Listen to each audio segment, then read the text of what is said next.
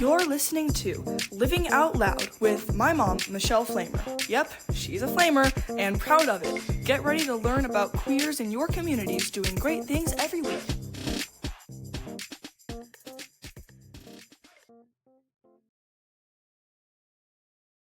Welcome back to Living Out Loud. Thanks for coming back and saying hello and listening. And we hope today's conversation feels really good for you.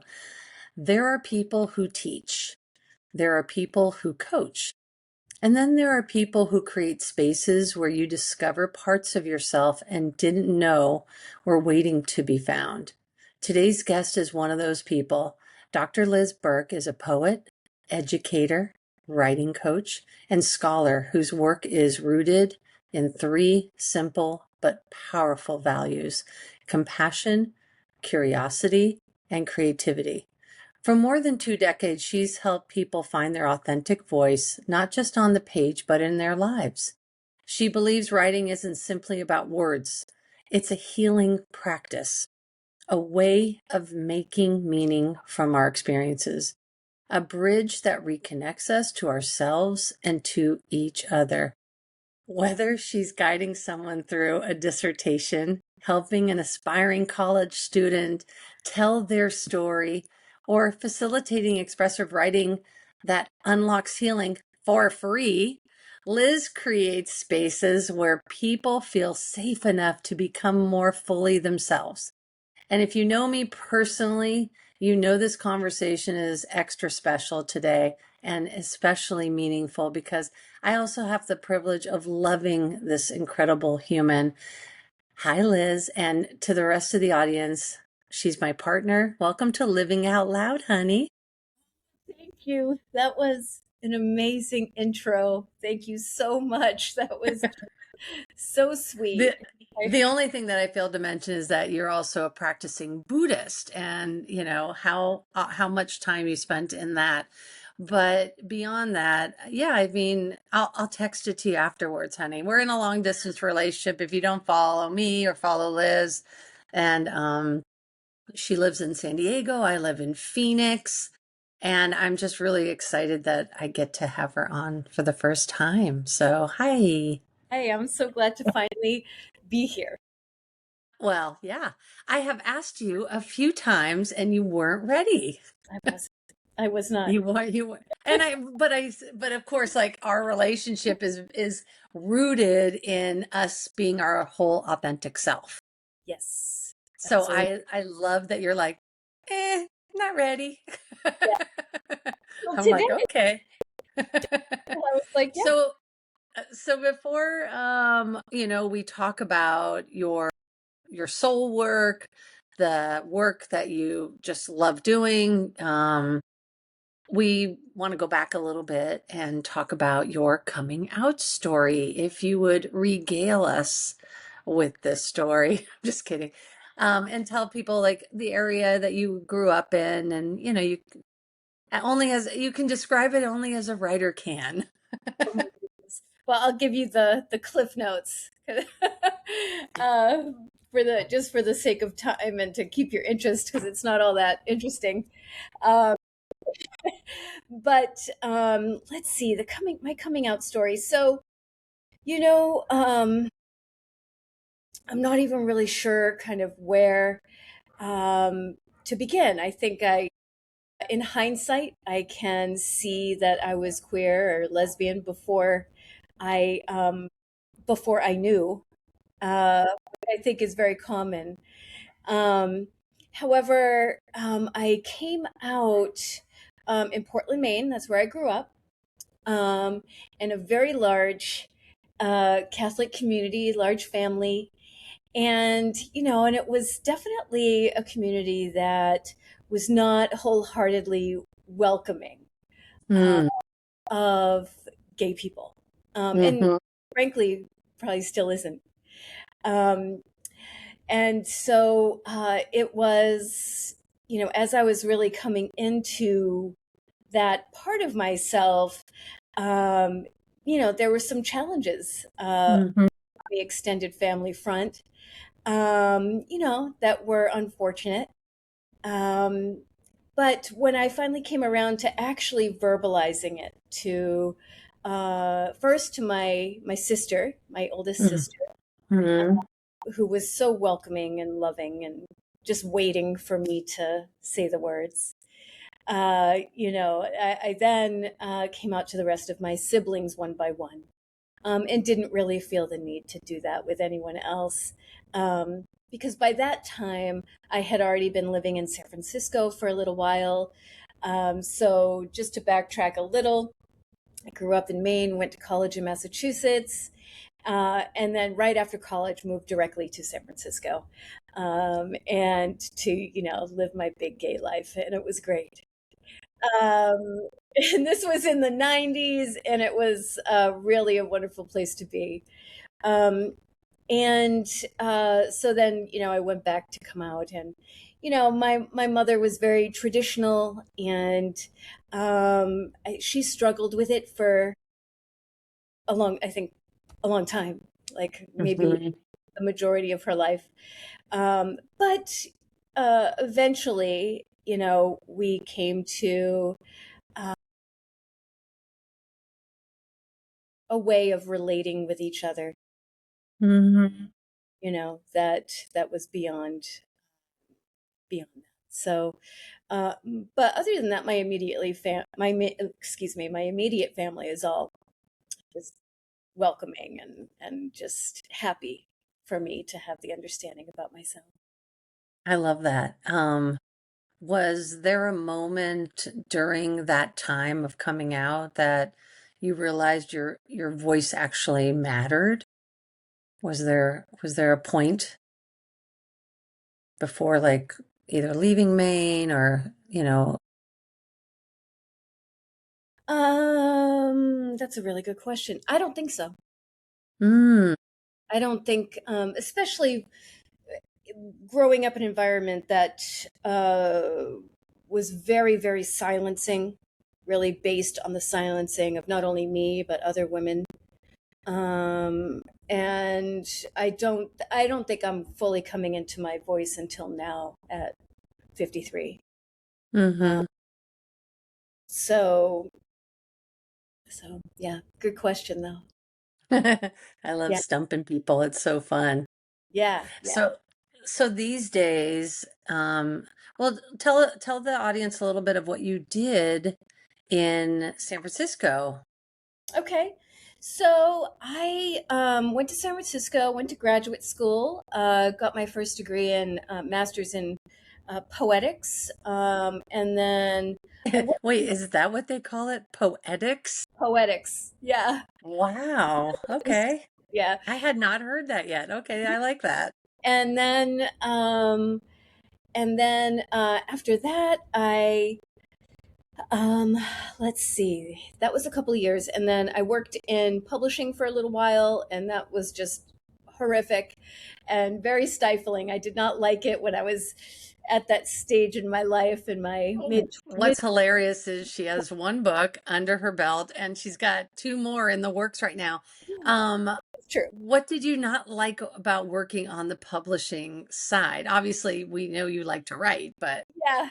But well, I think it wasn't my genre. It was a tech company, mm-hmm, writing books about tech. So, and back mm-hmm. this was like just at the very beginning of the tech boom in the Bay Area. And so it was like books on how to write Linux code Oh or, yeah, I could see you not liking, like, that would be boring to you. but there were some things that were very, very satisfying. The relationships I developed with the authors and their um, members of the production team that I managed. It was great in those ways. But I just wanted more. It just wasn't like I wasn't expressing Mm-hmm. creativity. It just didn't have, it couldn't hold me. And eventually I ended up just taking classes as I do. I feel like I'm always taking some sort of class because I love learning. But um, I ended up taking some Irish studies courses and then getting a second master's in Irish studies. Um, and then once I finished that, I decided, you know what, I'm not built for this office job. I Mm-hmm. want to teach because I had gotten a few number of experiences where I taught poetry workshops at the college. I got like fellowships. I when the Irish studies teacher was calling out sick, I would do the lecture, you know, Mm-hmm. and so I was like, oh, I kind of got like a little taste of how fun that would be. Um, and so I just said, you know what, I'm risking it all. I quit my job and just started looking for teaching jobs in the Bay Area, and finally found one at a really wonderful university. It's not around anymore, but it was a very holistic, more kind of alternative at that point university called John F. Kennedy University. It was a really wonderful place to teach Mm-hmm. at that time. So I did that for about 12 years.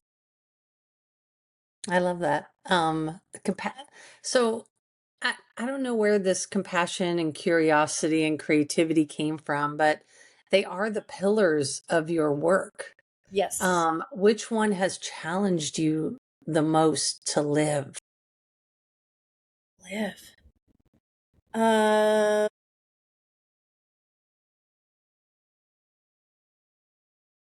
I would say compassion in the sense of self compassion. Mm-hmm. Mm. Say more. I mean, it kind of goes along with this idea of our inner critic and Mm-hmm. us being our own worst critics and feelings of not being good enough or not believing in ourselves. And Mm-hmm.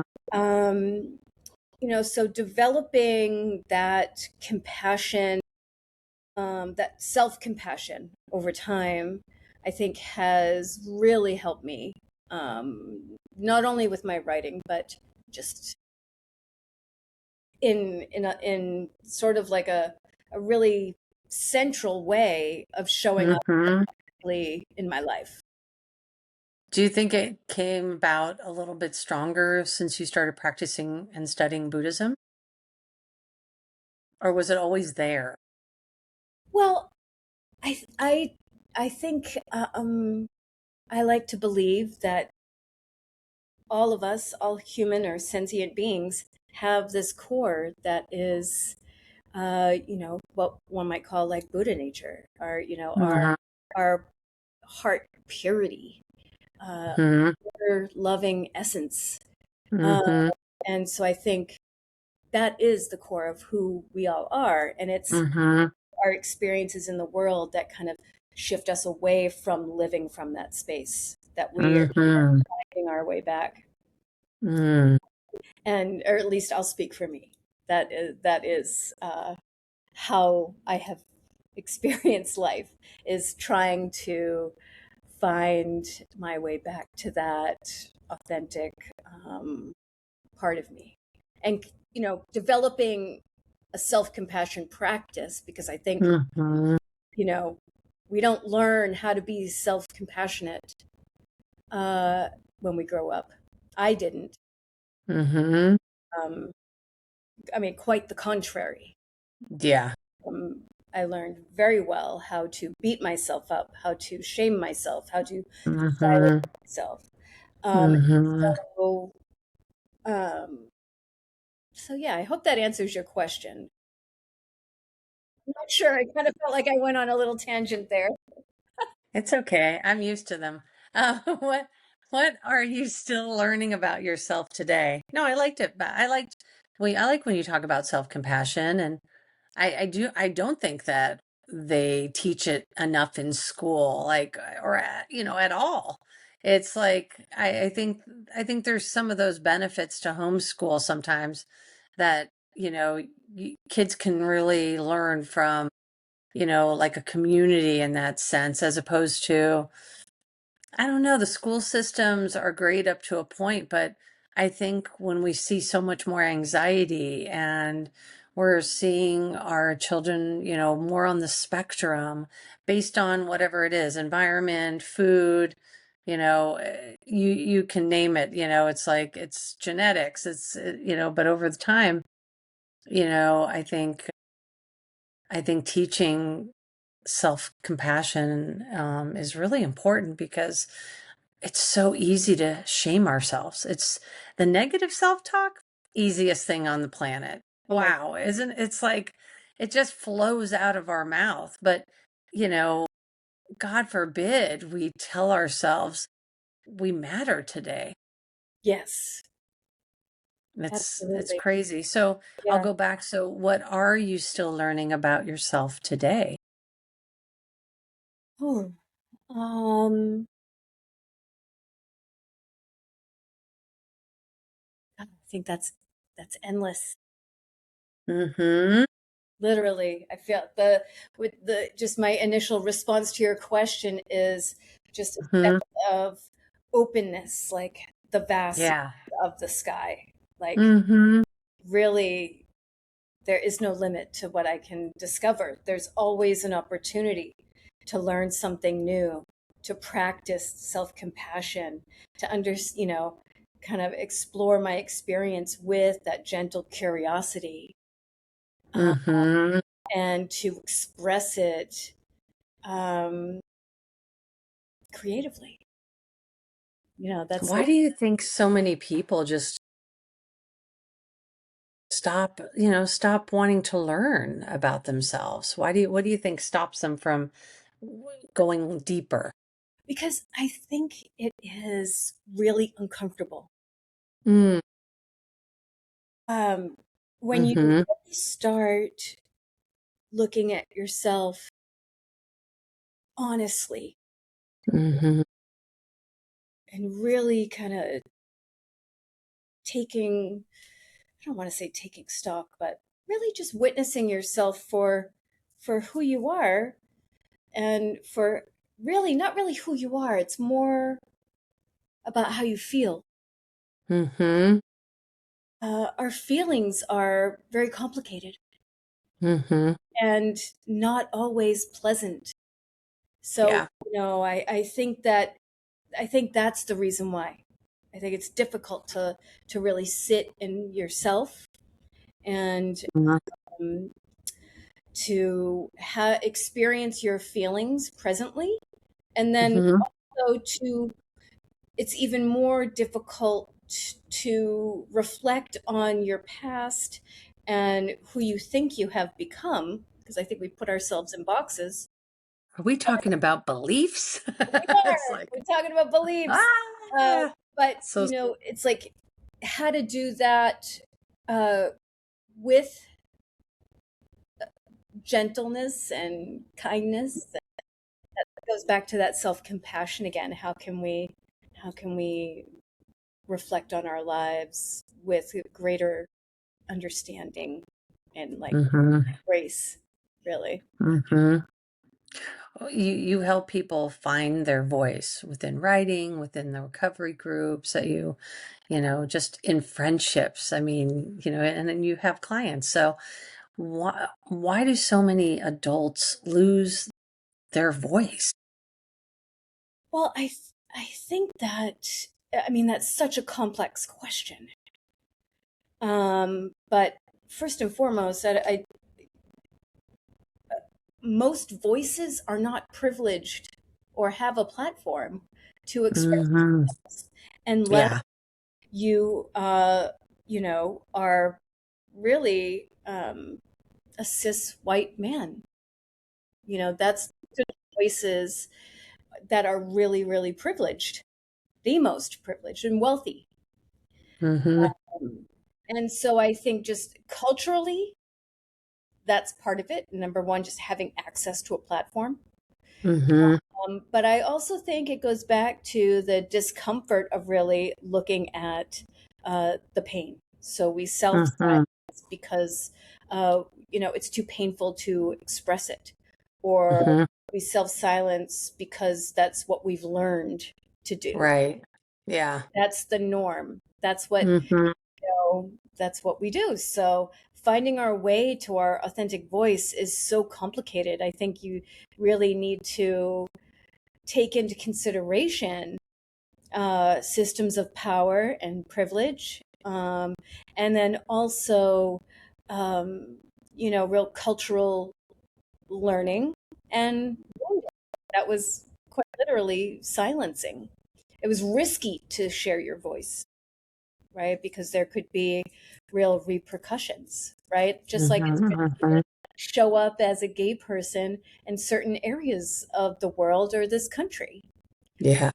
right? The threat of violence is real, Mm-hmm. So I think there are so many levels to that question. um, Mm-hmm. and the road back is not one straight road, Right.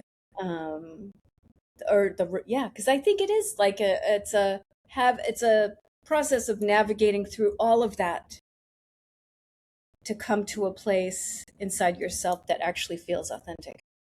I love that. Is there like a client story that changed you just as much as you changed them? That's a really good question too. Let me think about that. A client story. Well,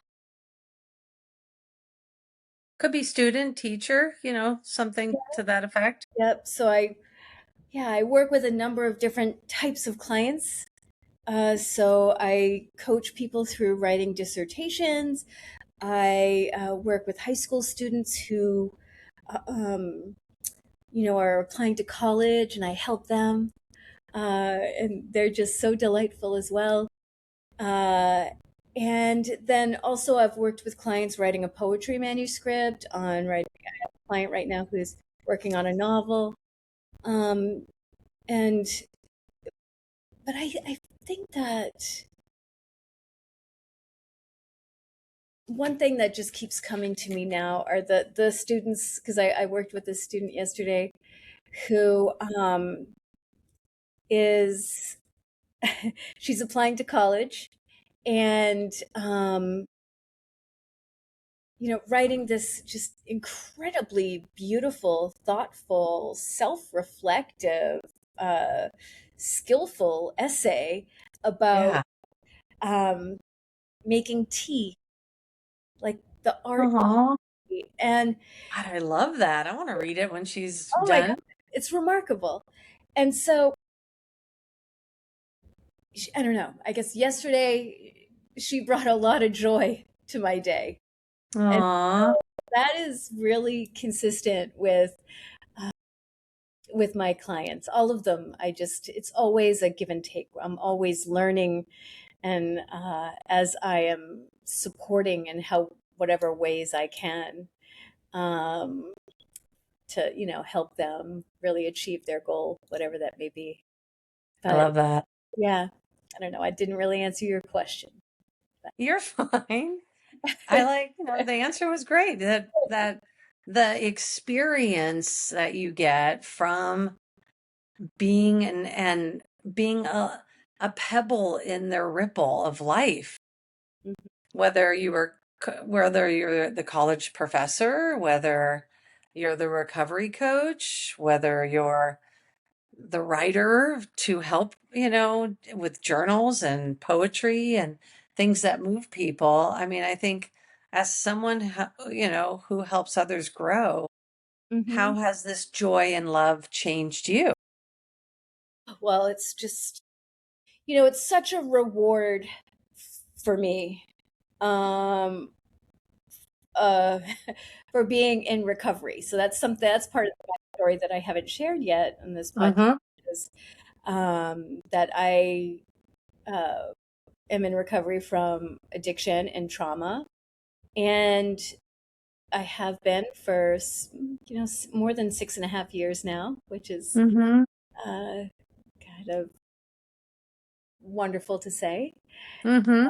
Um, and it's like I feel like I've really gone through this process that we've been talking about, of sitting Mm-hmm. through the pain, taking a real close look at myself, uh, Mm-hmm.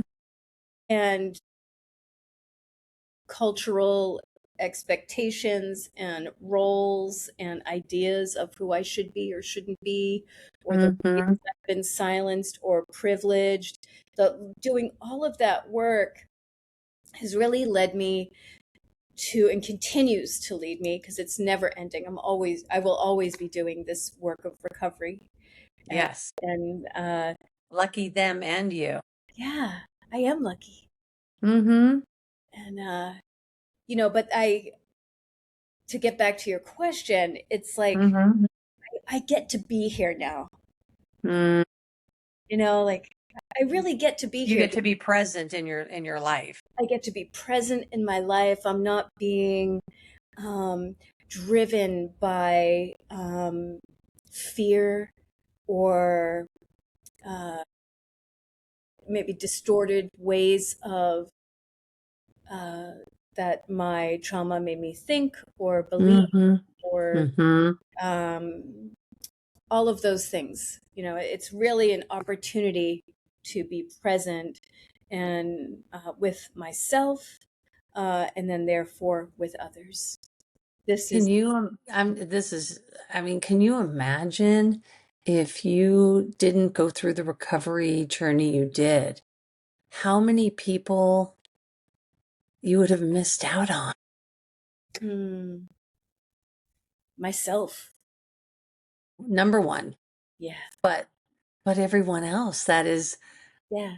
that I've gotten to witness, in your life, and how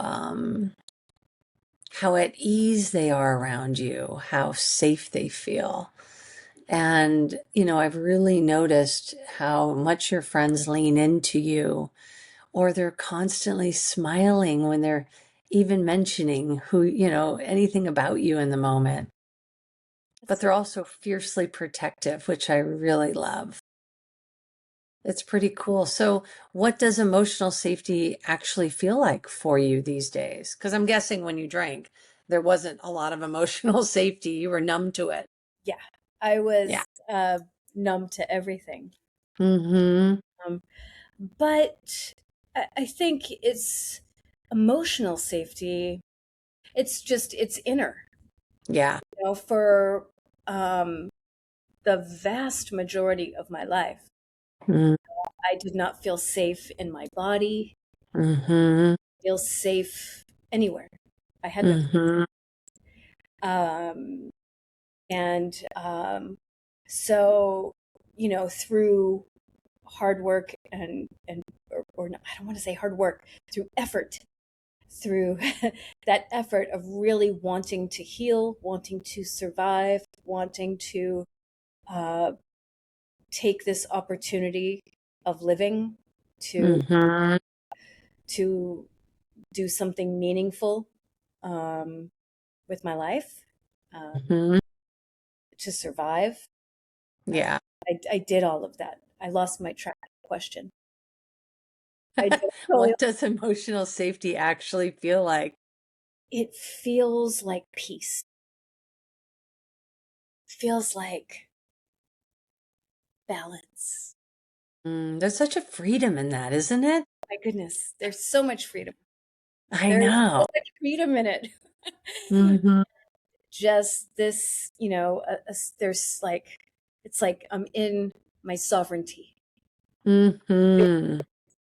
being in it more and more and more as I continue on this, never ending uh, experience of growth. How does this relationship feel different? Well, I'm fully present here Mm-hmm. more than ever in my life. Mm-hmm. I'm able to be super intentional and aware. Uh, Mm-hmm. It's pretty cool. it's pretty darn cool. Of It works for me. I'm so glad. Me too. Even in your sovereignty, I'm like, I'm knocking on sovereignty's door. Hey, is it okay if she comes out and plays today?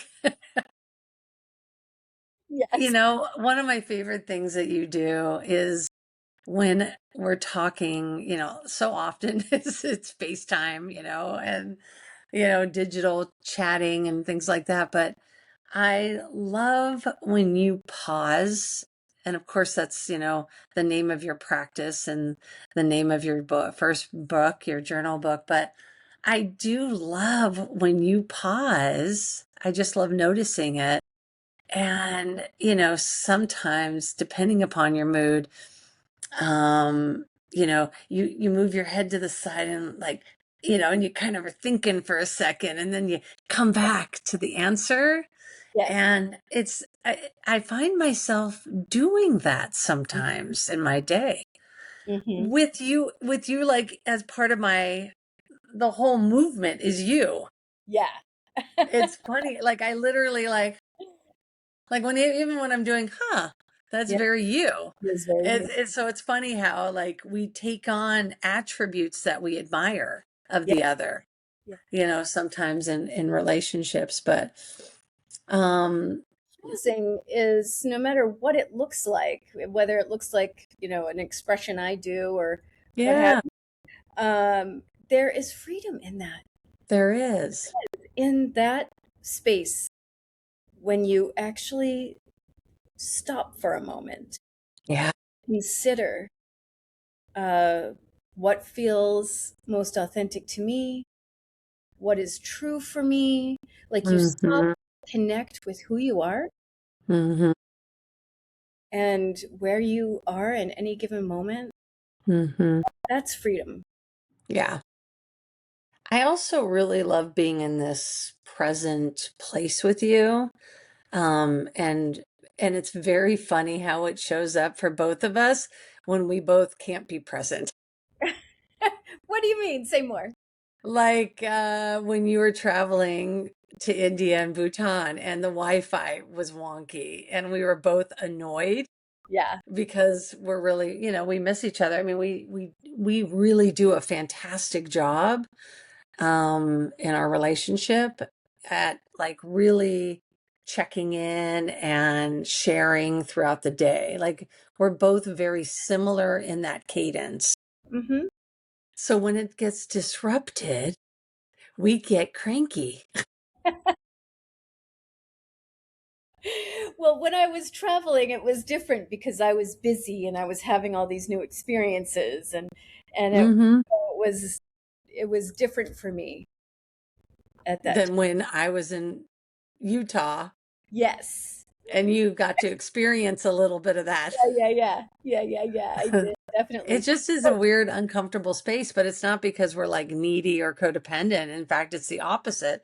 We're very interdependent in our relationship, but it's like we just genuinely enjoy checking in and talking to each other. Yeah, it's more like, oh, can't wait to share this with Michelle. She's gonna think this is really neat. Or Yeah. I can't share it because there's no Wi-Fi or what have you.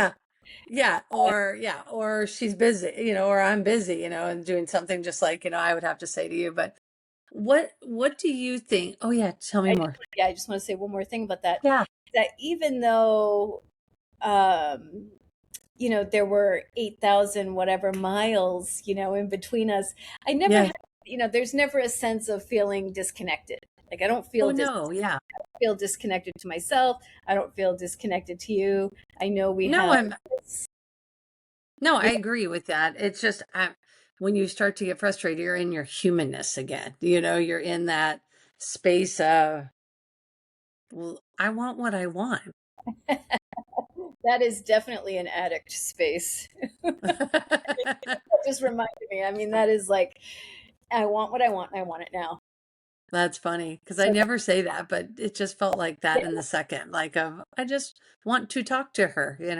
I want to share. yeah, I want to hang out and laugh. Not that I couldn't I mean, I have really funny friends, they're like hilarious, yeah. but it's just different. I just look forward to talking to you in that way, It is. It is absolutely. filling our cups with each other. It's fun. Yeah.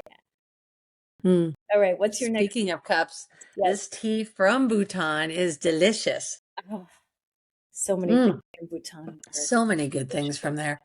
Yeah. What's one thing every healthy relationship you think has in common? I think both people have their own lives Mm-hmm. and they take care of their own emotions and have full, rich lives outside of each other. Mm-hmm. And so when they come together, it's extraordinary. Mm-hmm. It is fun. Yeah. It's fun. I like being reunited. There's a unique energy about it, and it's really sweet. Um, what breaks your heart?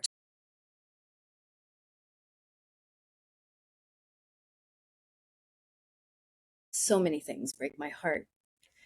But the first two things that are coming to my mind right now, I'll just share those, are all of the people losing their lives to addiction. Mm-hmm. Seen so many and experienced so many people who have lost that struggle, and that breaks my heart, because it's a terrible way. It's There's so much suffering Mm-hmm. involved there, and so many people don't have access to the guidance, the resources to make a change, and that absolutely breaks my heart. Mm-hmm. And the other thing that's coming to my mind um, Yeah. is more of a political nature. Um, Mm-hmm. Not totally. I mean, it's suffering and genocide that's happening to the Tibetan people Mm-hmm.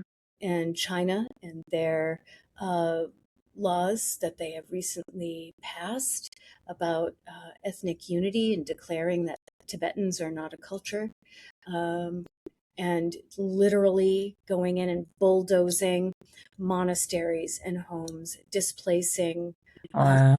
the Tibetan people, um, and it's genocide, and putting them in the children in schools, separating them from families, uh, removing the opportunity or making it illegal to speak their language, practice their religion. It is uh, truly horrific.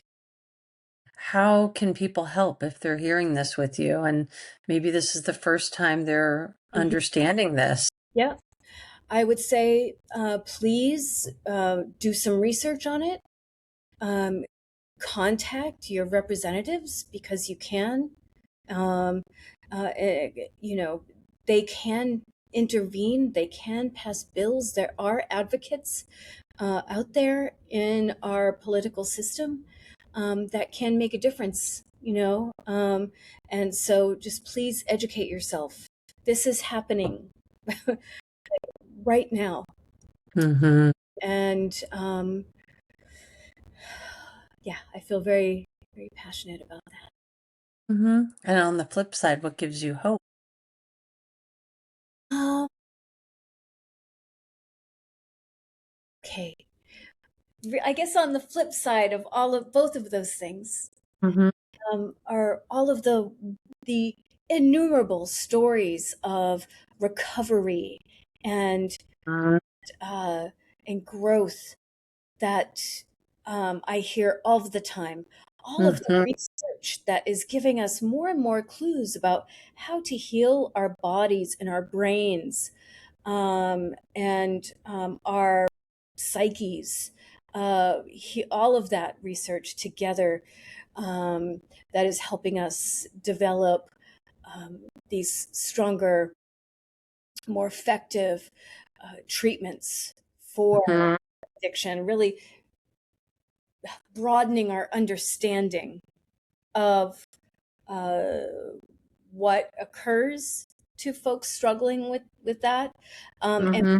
to change that. Mm-hmm. And the other thing that came to my mind on the flip side of the horrors of what China is inflicting upon the Tibetan people Mm-hmm. uh, are the activists who are standing up and doing what they can to stand up to it, through Mm-hmm. preserving the Tibetan language. I spent time, we had mentioned my time in India. I spent that time in Tibetan communities in Dharamsala and in Delhi. And, uh, there are the, schools and people dedicating their lives to preserving the Tibetan language, keeping it alive, uh, Mm-hmm. sheltering and taking in Tibetan refugees, although it's impossible to get across the border right now because of the Mm-hmm. threat of violence that has kind of slowed. But being there and even though it was just so brief, um, seeing the systems that are in place and the work that is being done to serve the Tibetan people really does give me hope. The Dalai Lama gives me hope Yes. as a um, as real, the leader, um, the spiritual leader, I should say, Mm-hmm. Tibetan people. His message, When you, yeah, because his message is what?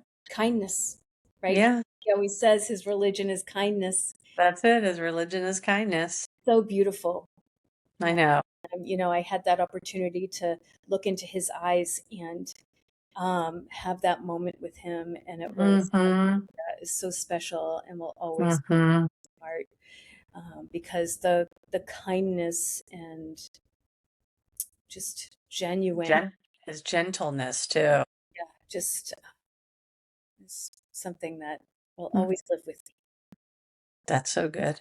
When your story is finished, decades from now, me. what do you hope people say about the way you love? That I loved wholeheartedly and to the best of my ability at any at all stages of my life, even That's when I right. was trying to love, but I'm still doing my best at that time, given Yeah. the tools I had. But Mm-hmm. hope that people will be able to see that through that, number one, that recovery is possible and that healing is possible, and that heart opening uh, is possible. Mm. It's beautiful, honey. Has really allowed me to be here with you and really sharing Mm-hmm. authentically who I am in Mm-hmm. the open-hearted way that I can. As the receiver of said open heart, it's pretty delicious.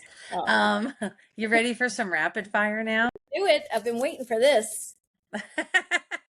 Coffee or tea? Oh, coffee. Yeah. Absolutely. But I love tea. Let me go coffee or cocoa. Ooh. Oh, Oh my God. Coffee. Coffee's always, okay. yeah. Yeah. Ocean or mountains? Really love mountains right where the ocean is. Okay. But Uh, I love that. ocean. It's called the Northwest. It's It's called called the Oregon. North. It is, yeah. Yeah. And there are places like that in Maine too. Yes. It's just come and So gorgeous. Where the trees are big and on the biggest cliffs into the ocean. I love that. yeah. Sunrise or sunset? Ooh, I love both. There is no Hmm. preference. Who's your favorite poet? Ooh, God, that's so hard. I know you're going to That say is that, the but hardest question. all right, pick like two Okay. and tell us why. Okay. Um, okay, I might have to. Okay. So the first two that came to mind, I'm just going to go with them. I love whatever comes to your mind. Right now, my favorite poets are Ocean Vuong. Mm-hmm. He's poet, writer, Love author. him. I mean, he is Amazing. just a stunning talent. And when I opened his first book of poems, um, oh, God, what was it? I forget the title now. It's okay. But it it took my breath away. Absolutely took my breath away. Um, oh, the night sky is exit wounds or something like that. So him and everything he writes is so beautiful and thoughtful and just rich. And Hmm. but it touches my heart. I think that's the prerequisite. Is like I have to feel it. Like if you can get here, I could weep on his poetry. yes, I have actually cried yes, me too. reading his stuff. And his And novel, even hearing him talk, yes, I know, it's so tender. so tender, so His tender. voice is Yeah. just incredible. Okay, so what's the other one?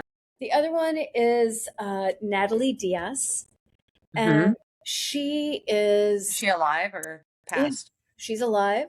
I Good. think she teaches in Good to Arizona. report. If Yes, anybody knows her, she's still alive. and she is a queer woman. Both Ocean and her are queer poets who are just stunning in their language, care about uh, language and voices. They are meticulous both in their words. And Hmm. Natalie Diaz's book, Post Colonial Love Poem, is something not to miss. Gasping at the way she describes her lover's body, or just beautiful. I mean, more than beautiful. You have to read some to me. Yeah, yeah, I will. I will. It's really What's your superpower? superpower.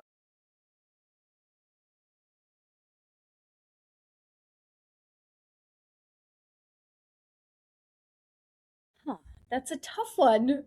What's my superpower? Um, I would say, okay, creating the safe space Hmm. for people to express the truth of their heart. That's what I was thinking. Is it? Uh-huh. Oh, Mister's getting something. He is some doggies. He has to tell me that the dog's going by. Hold on a second. That's cute. Okay, and then what does living out loud mean to you?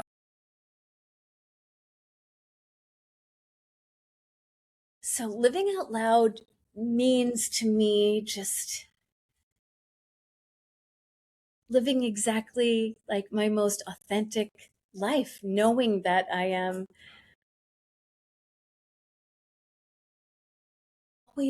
always changing and growing, but also Hmm.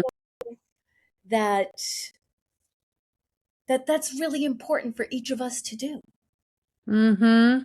to because it kind of gives permission for others to be themselves. It reminds me of one of Absolutely. my up. This was like before Ellen. It's Hmm.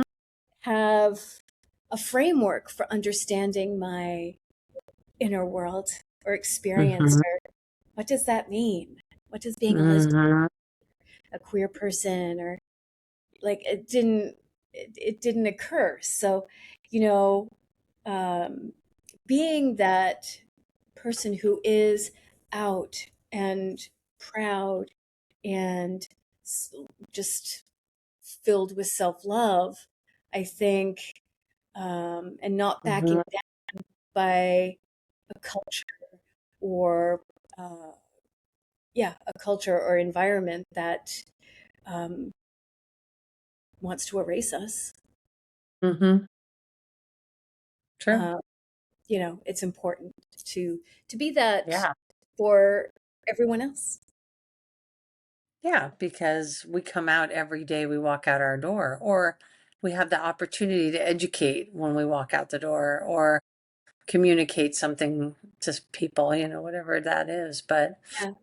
But also like just to live my most full, rich, expressive life. yeah, Like damn right. it's not about really anyone else. I mean, it can be. I think it's important, but also I want to live fully. Yeah, we are. We are.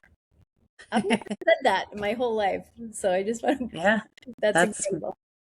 Aw, Thank you. honey, thank you for joining us today. You love. This was so fun. It really was. I really appreciate you. Thanks everyone for listening, and we'll see you next week. Thank you. If you liked this episode, please hit the follow button and remember, sharing is caring. Until next week, stay proud, stay loud.